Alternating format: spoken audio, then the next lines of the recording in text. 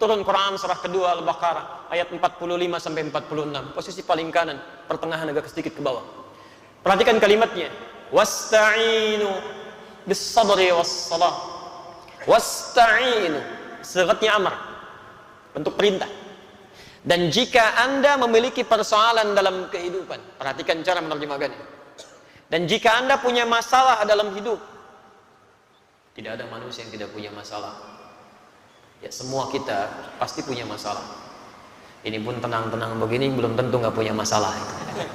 Kantor ada yang belum selesai, itu pasti. Quran surah kedua Al-Baqarah ayat 155 sampai 157. Posisi paling kiri di atas sampai ke tengah. Setiap kita punya persoalan.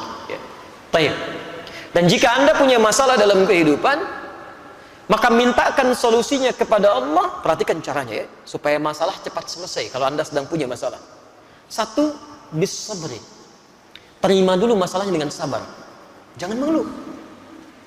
Tidak ada satupun ayat di Quran yang berbicara tentang keluhan. Pilihannya cuma sabar. Diterima dengan sabar. Dengan kesabaran itu nanti bimbingan Allah turun. Perhatikan rumus ya. Rumus kesabaran dalam Al-Quran tentang masalah. Lihat rumusnya. Quran surah kedua Al-Baqarah ayat 286. La yukallifullahu nafsan illa wus'aha. Allah sampaikan, tidak mungkin Allah menguji, menitipkan masalah pada seseorang kecuali dia sanggup mengatasinya. Artinya kalau Anda sedang diberikan masalah, diberikan ujian, artinya Anda sanggup mengatasinya. Jadi sekarang kalau Anda sedang punya masalah berat luar biasa, itu artinya cuma Anda yang sanggup, yang lain belum tentu bisa. Karena itu dititipkan kepada Anda, bukan pada yang lain. Jelas ya? Karena cuma Anda yang bisa mengatasi. Sifat Allah itu punya keadilan. Tidak mungkin menitipkan masalah pada orang yang tidak sanggup. Kalau Anda sedang punya masalah luar biasa, artinya hanya Anda yang sanggup mengatasinya, yang lain tidak. Dan tidak usah pasang status, memang hanya saya yang bisa mengatasinya. La yukallifullahu nafsan illa wus'aha. Diterima dengan sabar. Sifat adil Allah ini, Masya Allah, bukan hanya melekat pada manusia. Binatang pun mendapatkannya. Tumbuhan pun meraihnya. Tahu cicak?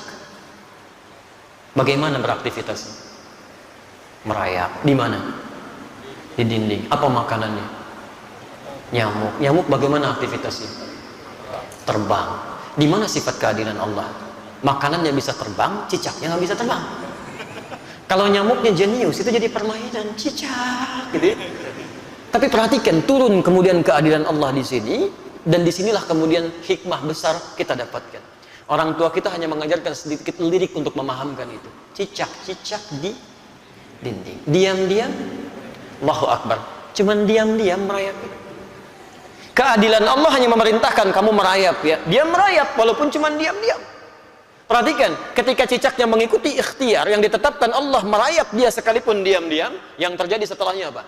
Datang seekor, Allahu Akbar. Nyamuknya yang datang, bukan cicak yang mendatangi nyamuk.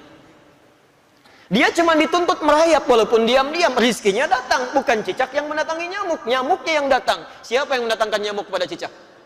Kalau dia tidak merayap, gak akan datang, Pak. Cicak saja yang tidak dihisab, rizkinya ada. Apalagi antum yang dihisab.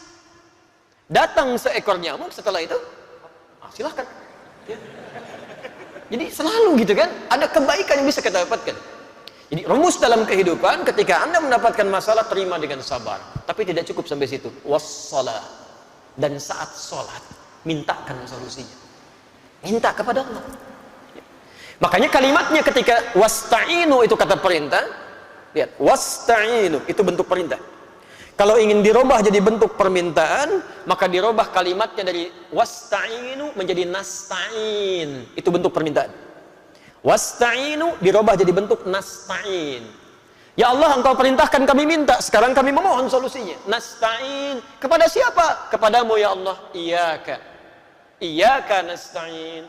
Saya mau tanya, apakah dalam salat kita mengucapkan kalimat iyyaka nasta'in? Saat sujud atau saat rukuk? Berdiri. Bukan sujud, bukan rukuk, berdiri. Iyyaka na'budu wa iyyaka nasta'in. Bukankah Nabi Zakaria bermohon saat berdiri? Beliau minta dikabulkan. Kita belum minta, sudah ditunggu oleh Allah. Tunaikan salat, lakukan. Saya tunggu. Kamu minta wa iyyaka nasta'in? Dijawab di hadis qudsi. Hadza baini wa baina 'abdi wa li 'abdi ma sa'ad. Ini perjanjian antara aku dengan hambaku. Kalau hambaku benar salatnya, maka akan kabulkan apapun yang dia minta. Allahu Akbar.